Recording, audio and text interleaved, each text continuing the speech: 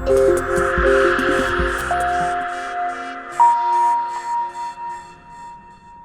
в последние дни собираю информацию от предпринимателей области, и это касается как раз деятельности некоторых ваших прокуроров, связанных что с моей точки зрения являются прямо последствиями или там рецидивами общего надзора. Вот такой случай, что значит сейчас больше всего нужны инвестиции Одесской области. Я был в Ленинском районе.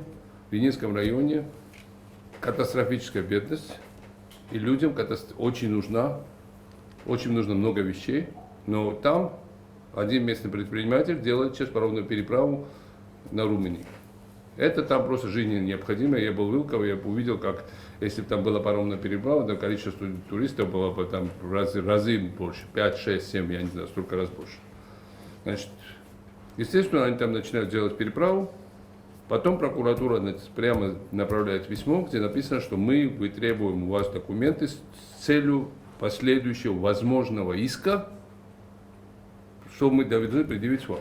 Вы в курсе этого? Конкретно в ситуации я не в курсе, именно по этой переправе. Но хочу сказать, что это вписывается в принципе в функциональные обязанности прокуратуры. Как? Это не... Извините, функциональная обязанность прокуратуры пугать инвестора, как только он зайдет? Нет. А что вы... Подождите. Я инвестор, захожу. И первое, что я получаю от государства, не помощь, не дружбу, а получаю письмо от прокуратуры, пришлите мне документы, чтобы я потом возбудил против вас иск и посадил. Это называется рекет, дорогой мой. А какая функциональная... Где бандитизм? Это функциональная обязанность прокуратуры? Нет, это называется бандитизм, рэкет. Когда заходит бизнесмен, и когда первое, что он получает от правоохранительного органа, пришлите мне документы, потому что я должен потом вас посадить, это называется бандитизм.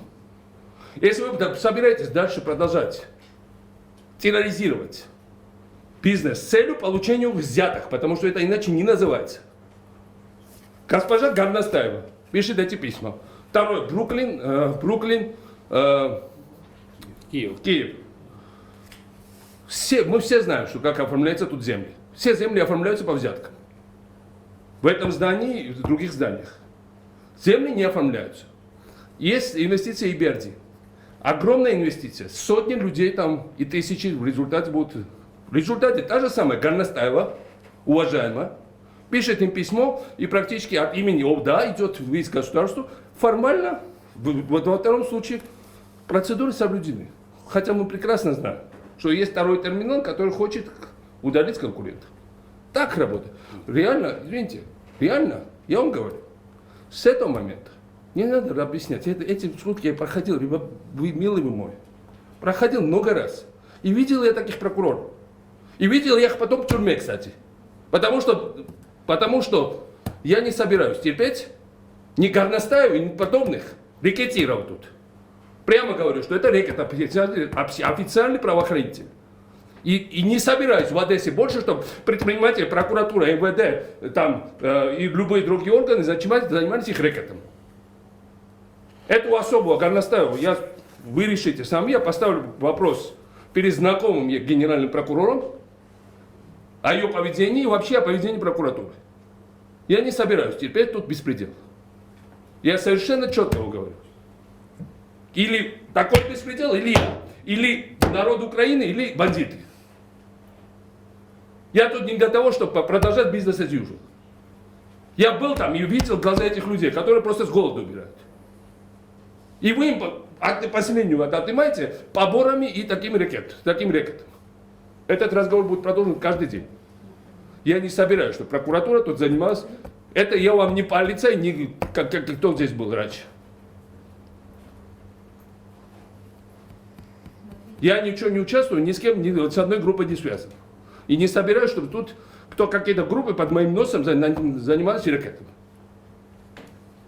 Це однозначно моя позиція, і в цьому контексті ще до вашого призначення ми розбиралися з митницею, всіма правоохоронними органами, ці листи є на митниці.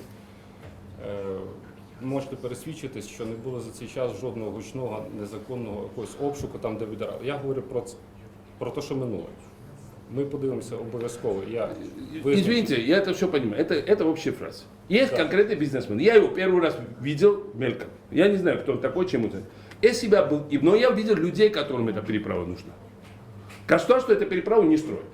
Какой-то бизнесмен строит. Первое, что он получает от нас, не предложение, мы вам проведем туда дорогу. Не предложение, мы вам там, я не знаю, кредит дадим.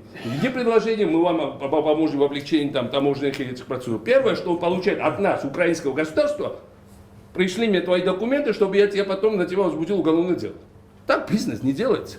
Так делается рэкет. Так делается вымогательство, так делается взяточничество. Это мы проходили. Вот это реально то, что происходит. И это я не знаю, то все конкретные дела тут. Я очень настаиваю, я ничего против не имею ни вас, ни тем более любых этих, но очень против этой практики. И так мы не уживемся с теми сотрудниками вашими, которые так делают. Это все очень просто. Я уверен, что народ Украины это прекрасно понимает. Я был сегодня на улицах. Все жалуются о поборах, коррупции ужасно. Это проблема коррупции от этого состоит, вот от этих ваших бумаг. Был бы я бизнесменом, сбросил бы все. Я не говорю об иностранцах. Иностранцы никогда сюда не зайдут. Был бы я украинским бизнесменом, сбросил бы все, уехал бы за границу.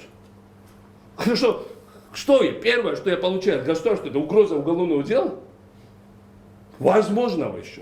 Я еще ничего не нарушил, мне говорят, я знаю, что ты что-то начинаешь, и возможно мы против тебя возбудим дело. Как можно так сделать бизнес в стране?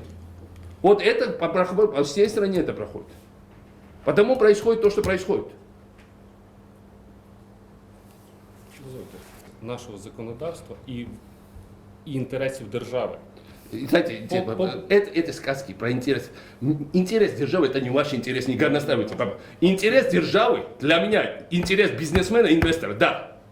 Ваш интерес, горностаевый интерес. Нет, это не интерес державы. Это не интерес, тут. Интерес, создать рабочие места, завлечь бизнесменов, создать им тепличные условия, сдувать их пылинку, чтобы они себя хорошо чувствовали. Какие государственные интересы? Какие могут быть государственные интересы больше создания рабочих мест? И чтобы люди получали зарплату, когда голодно сейчас. Какие другие могут быть государственные интересы сегодня в Украине? Земля? Нет. Государственный интерес есть, чтобы этих людей всячески поддерживали. Да, формально вы найдете повод. Вы большие мастера. А реально это рэкет над бизнесом. Есть много порядочных сотрудников. И в СБУ, и в прокуратуре, и в других органах. И есть сейчас много. Мы хотим работать иначе. Крючкотворство. Мы там знаем, такие интересы, мы государственный интерес защищаем. Знали вы, видали мы эти государственные интересы? Никакой государственный интерес там заканчивается, где заканчиваются взятки. Кто защищает обычного человека? Никто. Поэтому тут говорит о том, что или мы работаем иначе, или будет, я объявляю всем таким должностным лицам войну. Мы на войне. И война с коррупцией это не это то, что мы там. Это конкретная вещь. Или здесь будет хорошая ситуация для инвесторов, для перевозчиков грузов, для обычных граждан, или вы будете заниматься вот этим террором бизнеса. На чем бы это ни обосновывалось. Поэтому вы можете отвечать как хотите, а знаете, с этого момента мы будем каждый случай просто за горло брать, чтобы этого не было. И пусть не рассчитывает никто на покровителя Киева. Мне все равно покровитель в Киеве. Мой покровитель народ Украины, которому я поклялся, что мы сделаем лучшую жизнь. А не временные там должностные лица какие-то. Мы будем создавать комитет вместе с бизнесменами. Не только прокуратура и органы будут за ним следить. Давайте сейчас мы, бизнесмены, будем следить за прокуратурой. Давай мы начнем сейчас проверку прокуратуры и других органов государственных. Давай мы будем вас контролировать. И подходим, кто кого переконтролирует. Это мы посмотрим. Мы после Майдана, ребята. Я не собираюсь тут Януковича и других бандитов практику продолжать в Украине. Вы идите на улицы. Отчаявшиеся люди от беззакония.